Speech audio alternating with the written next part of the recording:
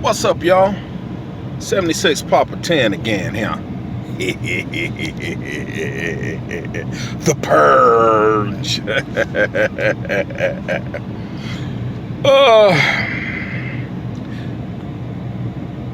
Make sure y'all can see my face. I'm gonna give y'all a minute. There are two things in trucking that people can't live without. I said it in my last video. I don't think nobody listening to me. I caught this a long time ago. How many reefers you see? How many dry vans you see? Huh? If we go into a recession right now, if we need exempt drivers, what are the two main staples that people can't live without? There's two of them, and they're in trucking. Y'all know what that is? Huh? It's got to be transported by truck, but they can't do without it. Yes, the low boards right now, everything, yes, I agree. I was watching someone's channel, and my response to it is, yes, you need a try to get a direct customer. But people are saying, well, where's the money at? Where's the money at? Let me, how do I put it down and without being degrading, or not degrading, but to say, yeah, how many dry vans do you see? A lot of dry vans, right? A lot of freaking dry vans. Dry van here, I can get a dry van over here for cheap. I can get one over here for cheap. I can give it, okay, dry van. Anybody can get a dry van. You can go buy a dry van cheap. Dry van freight, you can get it. It's not a problem getting the freight. It's just they're not gonna pay. What is it? What freight, besides flatbed and heavy haul, what freight do you know constantly moves? There's two of them. I'll give you a minute. I'll wait.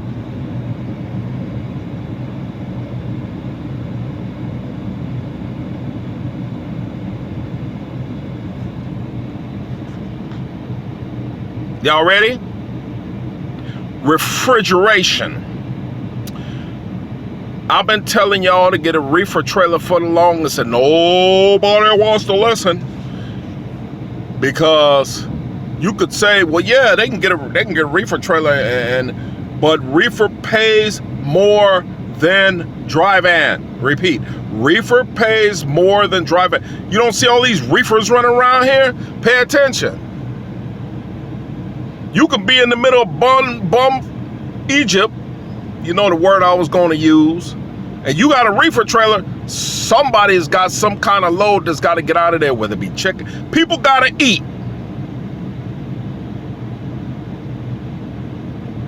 People have to, I don't care how high the food is, and they still go in the restaurant. People got to eat. Even if they don't go to the restaurant, they got to buy food for the house. They got to stock up. Do you hear what I'm saying to you? Canned goods, okay, so big, you can throw it on the back of a dry van. But reefer perishable has got to get there.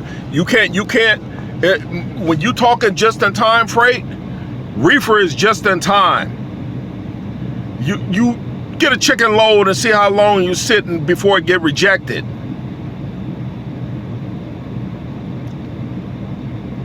Well, I've been telling y'all for years, get a reefer trailer. No, everybody want to go cheap and buy a dry van.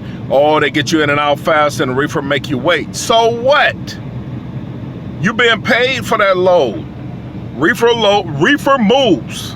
Man, I learned that back when I worked for Martin, back in the day, out of Ontario, California. They had my eyes so bloodshot. That's before all this came down. They had my eyes so bloodshot, man. It was like, cause they were running the dog out of me. Reefer. Did you hear what I said? Reefer. That was number one. What's the second item that people cannot live without? I'll wait. And that's a local job too.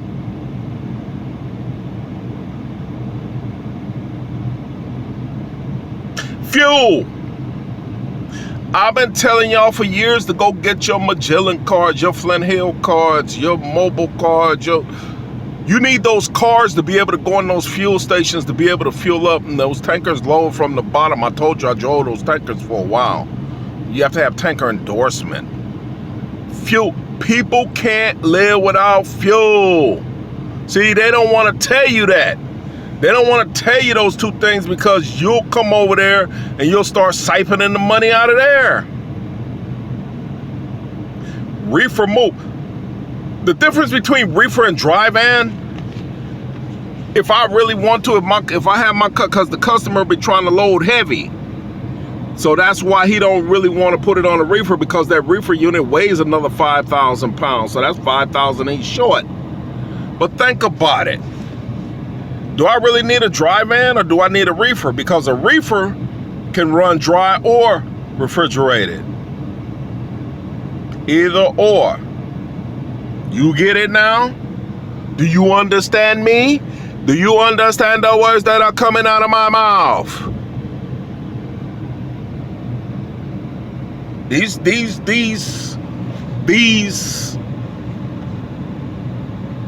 customers or these receivers have stocked their shelves to the coffer. They've stocked their coffers. They've stocked up the stuff that they know that will not perish. That's why it's called perishable. Because that chicken and that beef has to be delivered by a certain time. It has to get to market. Because if it don't get to market, it spoils, and then that's a waste, and then there's money lost. You get it now? You understand why I told you reefer? Huh? Reefer? You understand why I say fuel for local fuel? You can even haul long haul fuel. Fuel haulers make money. One more time. You listening? Are you listening real good? Get some Q-tip. I'll wait. Got your miracle here on? Fuel haulers make money. The local guys, they're pulling two, depending on experience. They're pulling over 2 G's a week. A week. Are you listening? Reefer freight may have, it might, the pay might have gone down, but not by much, slightly. I hope y'all listening to me now. These receivers have already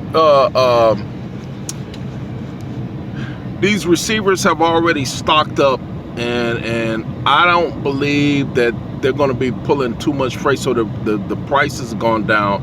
So it's a constant bidding war, I'm sure, that's going on right now. Well, you need this. No, we don't. We got too many of it already, because they got it. It's kind of like the big mega carriers. You know why they throw out trucks that might have 300,000 miles on them, 400,000 miles on them, and they put them out as used? Because they've been doing this for years, the megas. And what they do is, in them shops, they have a data so that if a truck comes in and is repeating the same thing or the same problems, they know what's going to happen with that truck already. That's why they throw it out there to the wolves, because they don't want it. They're like, okay, well, we don't need it. We bought 5,000 trucks, and out of the 5,000, we've seen this problem before, and we already know we can probably run this truck another 300,000 miles. After that, we can throw it away, because we already know what it's going to do. They're set up for this. Do you understand? That's why you got to be on your game. Where am I at? 9 minutes? Yeah, you got to be on your game. You know? I'm telling y'all won't let me sleep for shit, huh? I've been doing this for so long, man, and I'm telling you what's going on. I'm telling you straight out, y'all need to know. Reefer runs. You're going to get a reefer load. That's a guarantee. Dry van, there are so many guys with dry van. My mama got a dry van. I don't want to run reefer because it too much time. It eats up my time. I want to run here, run there, run here, run there. Yeah, okay. I bet you listening now. If you not, I don't know what to tell you. Keep doing what you're doing. If it works for you, good luck to you. But I'm telling you what I've seen over the years, what moves and what doesn't move. Food has to move. People got to eat. You got to take that stuff to McLean, U.S. Foods, and all of them. They not going to get it. You going to get it. But it only lasts so long. Whether it be water, food. People got to eat. Fuel. Don't have that fuel over there and watch how people act. This motherfucker didn't make my... Yeah. I can't fuel my car. Yeah. Think about it. Those two things move all the time. Never stop. When that the pandemic came, who was exempt? Reefers were exempt. You run all day and all night with your little shiny green light or white light or whatever, your Thermo King or your carrier unit. Now, I'm done. I'm trying to sleep. Don't bother me no more.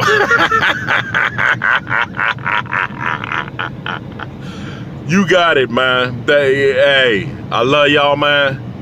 I just want y'all to know, don't be scared. Don't be scared. Don't be scared. Like Bernie Mac said, I ain't scared of you. Yeah, don't be scared, man. Just don't. I just told you what you needed to know. Everybody ran out here and bought a bunch of dry van, but nobody want to touch the reefer because it's an expense. You're going to pay for my reefer fuel. I got to pay for the food. And if I lose the load or over shorts of damage, I'm responsible. My insurance is going to go up. That's why you have to do your due diligence.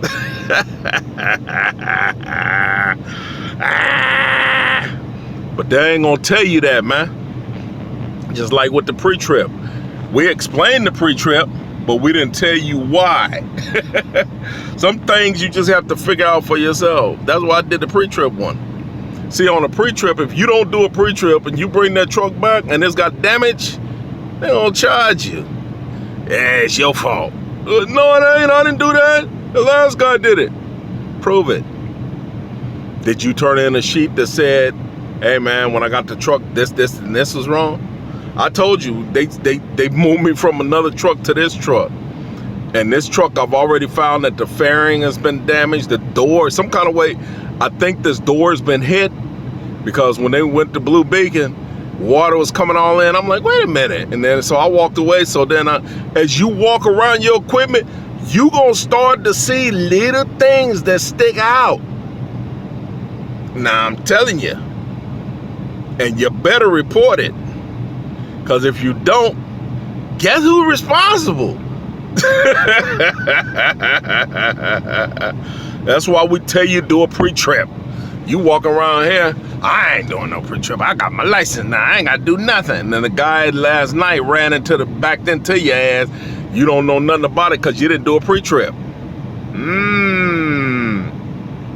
So now you driving down the highway and your hood won't open. But you didn't really do a pre-trip this morning, did you? Yeah. That's why you do a pre-trip. Is that your trailer or the company trailer? You didn't do a pre-trip? Oh, you blew a tire going down the highway. I wonder why. Because the guy before you left him bald. He didn't care. He drugged that trailer all over Halifax. See, what you have to understand why you're doing a pre-trip? Guys just don't care about other people's stuff. There are some of us that do. There are others that just don't. They'll run that sucker with no oil. Are you kidding? You'll have a motor blow up on you on the highway and they're going to say, well, what happened? Did you do a pre-trip? Yeah, exactly. So now you understand why you need to do a pre-trip. Now you got the 411. See, everybody say this is how you do a pre-trip. You need to do a pre-trip. They ain't telling you why. It's because you will be held responsible. Watch my other video. Get this video like, thumbs up. I'm coming at you with the real, gentlemen. Later. 76 Papa 10 out.